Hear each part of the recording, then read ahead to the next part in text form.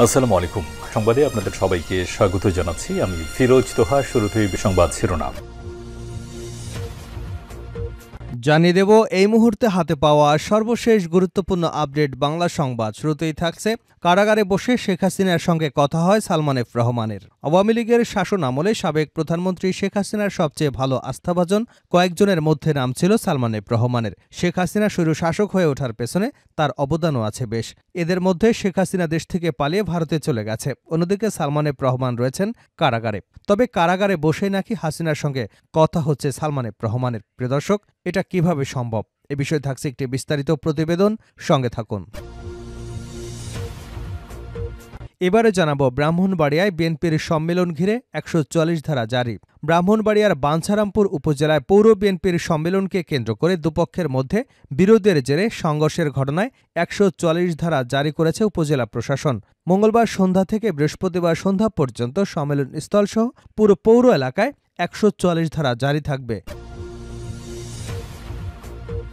জানাবো সাবেক আইনমন্ত্রী আনিসুল হক ৫ দিনের রিমান্ডে। রাজধানীর উত্তরা পূর্ব থানায় গার্মেন্টস কর্মী ফজলুল করিম হত্যা মামলায় আইনমন্ত্রী আনিসুল হকের ৫ দিনের রিমান্ড মঞ্জুর করেছেন আদালত। বুধবার তাকে কারাগার থেকে ঢাকার চিফ মেট্রোপলিটন ম্যাজিস্ট্রেট আদালতে হাজির করে পুলিশ। এবারে থাকছে তারেক রহমানের জন্মদিন আজ। বিএনপির ভারপ্রাপ্ত চেয়ারম্যান তারেক রহমানের ৬০তম জন্মদিন। তবে দেশের উদ্বুদ্ধ পরিস্থিতিতে এবছর দলের পক্ষ থেকে কোনো কর্মসূচি পালন করা হচ্ছে না। এ বিষয়ে নিষেধাজ্ঞাও রয়েছে দলটির। তা না মানলে সংশ্লিষ্টদের বিরুদ্ধে সাংগঠনিক ব্যবস্থা নেওয়া হবে। তারেক রহমানের কঠোর নির্দেশনার কারণেই এমন সিদ্ধান্ত নেওয়া হয়েছে বলে জানা গেছে। জানিয়ে দেব নিরপেক্ষ হবার চেষ্টা করবে না অন্তর্বর্তী সরকারকে আব্দুস সালাম। অন্তর্বর্তী সরকারকে নিরপেক্ষ না হবার আহ্বান জানিয়েছেন বিএনপির চেয়ারপারসনের উপদেষ্টা মণ্ডলীর সদস্য বীর মুক্তিযোদ্ধা আব্দুস সালাম। তিনি বলেছেন, আপনাকে আমরা এনেছি, হাসিনাকে বিদায় করে অভ্যুত্থানের পরে এই অন্তর্বর্তী সরকার আমরা এনেছি। তাই নিরপেক্ষতার নামে আওয়ামী লীগ যাতে পুনর্বাসিত না হয় সেদিকে কিন্তু জনগণ খেয়াল রাখছে। এবং সর্বশেষ জানাবো আন্তর্জাতিক সংবাদ। নাউজুবিল্লাহ, কাবার আদলে তৈরি মঞ্চে চলছে খোলামেলা নাচ গান। পবিত্র কাবার আদলে তৈরি হয়েছে মঞ্চ, আর সে মঞ্চে নাচ গান করেছে জনপ্রিয় শিল্পী জেনিফার লোপেজ ও সেলিনা ডিওন। শুধু তাই নয়, সেখানে চলছে খোলামেলা পোশাকে ফ্যাশন শো। এমন কিছু ছবি এবং ভিডিও ছড়িয়ে পড়েছে সামাজিক যোগাযোগ মাধ্যমে। সম্প্রতি সৌদি আরবের রাজধানী রিয়াদের এক ফ্যাশন শোতে দেখা গেছে এমন দৃশ্য। এরপর থেকেই বিশ্বজুড়ে শুরু হয়েছে সমালোচনার ঝড়। এতক্ষণ শিরোনাম শুনছিলেন, এবার বিস্তারিত। প্রিয় দর্শক, আপনি যদি এই চ্যানেলে নতুন হয়ে থাকেন, ভিডিওটি দেখতে দেখতে চ্যানেলটি সাবস্ক্রাইব করে আমাদের সঙ্গে থাকুন। আর এই ভিডিও সম্পর্কে আপনি আপনার মূল্যবান মতামতটি কমেন্ট বক্সে জানিয়ে দিন। আর হ্যাঁ প্রিয় দর্শক, জানিয়ে দিন ভিডিওটি কোথা থেকে দেখছেন। কারাগারে বসে শেখ হাসিনার সঙ্গে কথা হয় সালমান এফ রহমানের। আওয়ামী লীগের শাসন আমলে সাবেক প্রধানমন্ত্রী শেখ হাসিনার সবচেয়ে আস্থাভাজন কয়েকজনের মধ্যে নাম ছিল সালমান এফ রহমানের। শেখ হাসিনা শুরু শাসক হয়ে ওঠার পেছনে অবদানও আছে তার। এদের মধ্যে শেখ হাসিনা দেশ থেকে ভারতে পালিয়ে গেছেন, অন্যদিকে সালমান এফ রহমান আছেন কারাগারে। তবে কারাগারে বসেই নাকি হাসিনার সঙ্গে তার কথাবার্তা হচ্ছে। কারাগার সূত্রের দাবি, তার মোবাইল ইন্টারনেটে সংযোগ থাকায় বিদেশ থেকে কথা বলতে কোনো অসুবিধা হচ্ছে না। তবে কারা কর্তৃপক্ষ বলছে, কারাগারের ভিতরে থেকে মোবাইল ফোনে কথা বলার কোনো সুযোগ নেই। তাকে যেখানে বন্দী করা হয়েছে সেখানে জ্যামার বসানো আছে। গত ১৩ই আগস্ট সাবেক আইনমন্ত্রী আনিসুল হক সহ পালানোর সময় রাজধানীর সদরঘাট থেকে তাদের গ্রেপ্তার করা হয়। পরে রাজধানী নিউমার্কেট থানায় করা একটি হত্যা মামলায় সালমান এফ রহমানকে গ্রেপ্তার দেখানো হয়। ওই মামলায় রিমান্ডে জিজ্ঞাসাবাদ শেষে কারাগারে যাওয়ার পর তিনি ডিভিশন পান। ডিভিশন পাওয়ায় কারাবিধি অনুযায়ী সাধারণ বন্দীদের চেয়ে কিছু সুযোগ সুবিধা বেশি পাচ্ছেন তিনি। এর মধ্যে কারাগারে পেয়েছেন চেয়ার, টেবিল, খাট, যেগুলো ডিভিশনবিহীন বন্দীরা পান না। কারাগারের একটি সূত্র কালের কণ্ঠকে জানিয়েছে, কারাগারে বসে ভারতে অবস্থানরত সাবেক প্রধানমন্ত্রী শেখ হাসিনার সঙ্গে মোবাইল ফোনে যোগাযোগের সুযোগ পাচ্ছেন সালমান এফ রহমান। অসাধু কারারক্ষীদের ম্যানেজ করে মোবাইল ফোন ব্যবহারের সুযোগ পাচ্ছেন তিনি, যাতে ইন্টারনেট সংযোগ থাকায় বিশ্বজুড়ে যোগাযোগের সুযোগ মিলেছে তার। আর এই যোগাযোগের মাধ্যমে দেশের বিরুদ্ধে ষড়যন্ত্র করছেন তিনি। তবে কারাগারে বসে ফোনে কথা বলার সুযোগ পাওয়ার কথা নয় বলে কালের কণ্ঠের কাছে দাবি করেছেন IG prison brigadier general Syed Mohammad Motahar Hossain. তিনি বলেন, যেহেতু তথ্যটি আপনারা দিয়েছেন সেটি চেক করে দেখব। সালমান এফ রহমানকে যে জোনে রাখা হয়েছে সেখানে মোবাইল ফোন পাওয়ার কোনো সুযোগ নেই, সেখানে জ্যামার বসানো আছে। সাবেক ডিআইজি প্রিজন কারা বিশ্লেষক মেজর অবসরপ্রাপ্ত শামসুল হায়দার সিদ্দিকী গতকাল বলেন, কারাগারে যারা দায়িত্ব পালন করেন তাদের মাধ্যমে মোবাইল ফোন ব্যবহারের সুযোগ পান বন্দীরা। একজন কারারক্ষী যদি কিছুক্ষণ কথা বলার জন্য ২০ থেকে ৩০,০০০ টাকা পান তাহলে তার কাছে অনেক টাকা। প্রভাবশালী বন্দীদের কাছে এ টাকা কিছুই না। ফলে ঝুঁকি নিয়ে অনেক কারারক্ষী এসব অপরাধে জড়িয়ে পড়েন। তিনি বলেন, কারা কর্তৃপক্ষের উচিত হবে নজরদারি বাড়ানো। এছাড়া প্রভাবশালী বন্দীদের কিছুদিন পর পর রুম বদলানো দরকার। তাহলে সমস্যা থেকে উত্তরণ ঘটতে পারে। কেউ ধরা পড়লে তাদের বিরুদ্ধে কড়া আইনি ব্যবস্থা নিতে হবে। ব্রাহ্মণবাড়িয়ায় বিএনপির সম্মেলনকে ঘিরে ১৪০ ধারা জারি। ব্রাহ্মণবাড়িয়ার বাঞ্ছারামপুর উপজেলা এবং পৌর বিএনপির সম্মেলনকে কেন্দ্র করে দুপক্ষের মধ্যে বিরোধের জেরে সংঘর্ষের ঘটনায় ১৪০ ধারা জারি করেছে উপজেলা প্রশাসন। মঙ্গলবার সন্ধ্যা থেকে বৃহস্পতিবার সন্ধ্যা পর্যন্ত সম্মেলন স্থলসহ পুরো পৌর এলাকায় ১৪০ ধারা জারি থাকবে।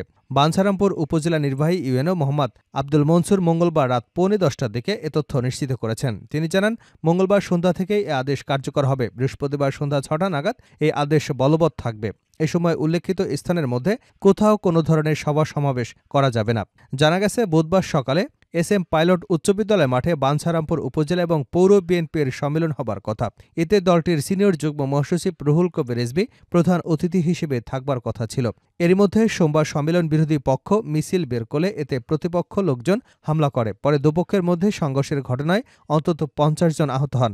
এক পক্ষ সম্মেলন করবার বিষয়ে অন্য পক্ষ প্রতিহতর বিষয়ে অনড় থাকে। এ অবস্থায় প্রশাসন ১৪০ ধারা জারি করল।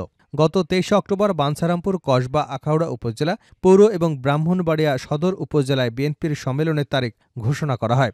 এ ৪ স্থানেই বিএনপির একাধিক পক্ষ রয়েছে। বাঞ্ছারামপুরের সম্মেলনে নতুন তারিখ ঘোষণার জন্য জেলা এবং উপজেলা বিএনপি নেতাদের লিগ্যাল নোটিশ পাঠানো হয়। সাবেক আইনমন্ত্রী আনিসুল হক ৫ দিনের রিমান্ডে। রাজধানীর উত্তরা পূর্ব থানায় গার্মেন্টস কর্মী ফজলুল করিম হত্যা মামলায় সাবেক মন্ত্রী আনিসুল হকের ৫ দিনের রিমান্ড মঞ্জুর করেছেন আদালত। বুধবার তাকে কারাগার থেকে ঢাকার চিফ মেট্রোপলিটন ম্যাজিস্ট্রেট আদালতে হাজির করা হয়। এরপর মামলার তদন্তকারী কর্মকর্তা ডিবি পুলিশের পরিদর্শক মোহাম্মদ মাহমুদুর রহমান তার ১০ দিনের রিমান্ড চেয়ে আবেদন করেন। এ সময় আসামিপক্ষে রিমান্ড বাতিল এবং জামিন চেয়ে আবেদন করেন। অন্যদিকে রাষ্ট্রপক্ষ জামিনের বিরোধিতা করেন। উভয় পক্ষের শুনানি শেষে ঢাকার মেট্রোপলিটন ম্যাজিস্ট্রেট মোহাম্মদ ইমরান আহমেদ তার জামিন নামঞ্জুর করে রিমান্ডের আদেশ দেন। গত ১৩ আগস্ট গোপন তথ্যের ভিত্তিতে নৌপথে পলায়নরত অবস্থায় রাজধানীর সদরঘাট এলাকা থেকে সাবেক আইনমন্ত্রী আনিসুল হককে গ্রেপ্তার করা হয়। মামলার এজাহার সূত্রে জানা যায়, গত ৫ আগস্ট বৈষম্য বিরোধী ছাত্র আন্দোলনে গুলিবিদ্ধ হয়ে আহত হন ফজলুল করিম। পরে চিকিৎসাধীন অবস্থায় তিনি মারা যান। এ ঘটনায় নিহতের ভাই বাদী হয়ে রাজধানীর উত্তরা পূর্ব থানায় ৪০ জনের নাম উল্লেখ করে মামলা করেন তিনি। তারেক রহমানের জন্মদিন আজ বিএনপির ভারপ্রাপ্ত চেয়ারম্যান তারেক রহমানের ৬০তম জন্মদিন। তবে দেশের উদ্বুদ্ধ পরিস্থিতিতে এবছর দলের পক্ষ থেকে কোনো কর্মসূচি পালন করা হচ্ছে না। এ বিষয়ে নিষেধাজ্ঞাও রয়েছে দলটির। তা না মানলে সংশ্লিষ্টদের বিরুদ্ধে সাংগঠনিক ব্যবস্থা নেওয়া হবে। তারেক রহমানের কঠোর নির্দেশনার কারণেই এমন সিদ্ধান্ত নেওয়া হয়েছে বলে জানা গেছে। তারেক রহমান ১৯৬৫ সালের ২০ নভেম্বর জন্মগ্রহণ করেন। তিনি সাবেক রাষ্ট্রপতি জিয়াউর রহমান এবং সাবেক প্রধানমন্ত্রী খালেদা জিয়ার বড় ছেলে। তার ডাকনাম পিনো। তিনি ২২ বছর বয়সে ১৯৮৮ সালে বগুড়া গাবতলী থানা বিএনপির সদস্য হন। তবে সাংগঠনিকভাবে সংগঠনে যোগ দেওয়ার আগে রাজনীতিতে অত্যন্ত সক্রিয় ছিলেন। ২০০২ সালে জ্যেষ্ঠ যুগ্ম মহাসচিব হিসেবে দায়িত্বপ্রাপ্ত হন। এরপর থেকেই দেশব্যাপী দলের মাঠ পর্যায়ে নেতাকর্মী এবং সমর্থকদের সঙ্গে ব্যাপক জনসংযোগ শুরু করেন। 1-11 সরকারের সময় তাকে কারাগারে যেতে হয়, নির্যাতনের শিকার হতে হয়। এক পর্যায়ে চিকিৎসার জন্য তিনি লন্ডনে যান। সেখান থেকেই ধীরে ধীরে তিনি দল পরিচালনায় সম্পৃক্ত হন। ২০০৯ সালে ঢাকায় অনুষ্ঠিত বিএনপির ৫ম জাতীয় কাউন্সিল এবং ২০১৬ সালে ৬ষ্ঠ কাউন্সিলে তিনি দলের সিনিয়র ভাইস চেয়ারম্যান নির্বাচিত হন। ২০১৮ সালের ৮ই ফেব্রুয়ারি বিএনপি চেয়ারপারসন খালেদা জিয়া কারাগারে যাবার পর থেকে দলের ভারপ্রাপ্ত চেয়ারম্যান হিসেবে যুক্তরাজ্য থেকেই দায়িত্ব পালন করছেন তিনি। শেষ করছে আন্তর্জাতিক সংবাদ দিয়ে। নাউজুবিল্লাহ, কাবার আদলে তৈরি মঞ্চে চলছে খোলামেলা নাচগান। পবিত্র কাবার আদলে তৈরি করা হয়েছে মঞ্চ, আর সেই মঞ্চে নাচগান করছে জনপ্রিয় শিল্পী জেনিফার লোপেজ, সেলিনা ডিওন, এবং শুধু তাই নয়, সেখানে চলছে খোলামেলা পোশাকে ফ্যাশন শো। এমন কিছু ছবি এবং ভিডিও ছড়িয়ে পড়েছে সামাজিক যোগাযোগ মাধ্যমে। সম্প্রতি সৌদি আরবের রাজধানী রিয়াদের একটি ফ্যাশন শোতে দেখা গেছে এমন দৃশ্য, আর এরপর থেকেই বিশ্বজুড়ে শুরু হয়েছে সমালোচনার ঝড়। ১৩ই নভেম্বর রিয়াদে লেবাননের তারকা ফ্যাশন ডিজাইনার এলি সাবের ক্যারিয়ারের ৪৫ বছরের পূর্তি উপলক্ষে আয়োজন করা হয় এক বিশেষ অনুষ্ঠানের। অনুষ্ঠানটিতে ফ্যাশন শোর পাশাপাশি ছিল নাচ গানের আয়োজনও। আর সেই আয়োজনে খোলামেলা পোশাকে নাচ এবং গান পরিবেশন করতে দেখা যায় জেনিফার লোপেজ, সেলিন ডিওনকে। আর এরপর থেকে বিশ্ব বিশ্বজুড়ে নেটিজেনদের মধ্যে শুরু হয়েছে তুমুল সমালোচনার ঝড়। অনেকেই বলছেন, হজ এবং উমরার দেশ সৌদি আরব নিয়ে দিন দিন পরিণত হচ্ছে পাপের স্বর্গরাজ্যে। যে দেশকে ইসলামের রাজধানী বলা হয়, সে দেশে জন্ম নিয়েছে মানবতার মুক্তির দূত হজরত মুহাম্মদ সাল্লাল্লাহু আলাইহি ওয়াসাল্লাম। সে দেশে কি হচ্ছে এসব? এ ঘটনা ছাড়াও সাম্প্রতিক সময়ে এমনই আরও বেশ কিছু ঘটনাও দেখা গেছে দেশটিতে। 2022-23 অর্থবছরে সৌদিতে 900 মিলিয়ন রিয়েল মূল্যের সিনেমার টিকিট বিক্রি হয়, বাংলাদেশি মুদ্রায় যা প্রায় 26 লাখ কোটি টাকা। ভবিষ্যতে কিভাবে এই সংখ্যা আরও বাড়ানো যায় তার জন্য সৌদি ফিল্ম কমিশন গঠন করেছে মোহাম্মদ বিন সালমান। দেশটিতে বর্তমানে 69টি হল রয়েছে, যাতে 627টি পর্দায় প্রতিনিয়ত চলছে হলিউড এবং বলিউডের সিনেমা। আর এসব সিনেমা মুসলিম সংস্কৃতি থেকে কতটা দূরে তা বলাই বাহুল্য।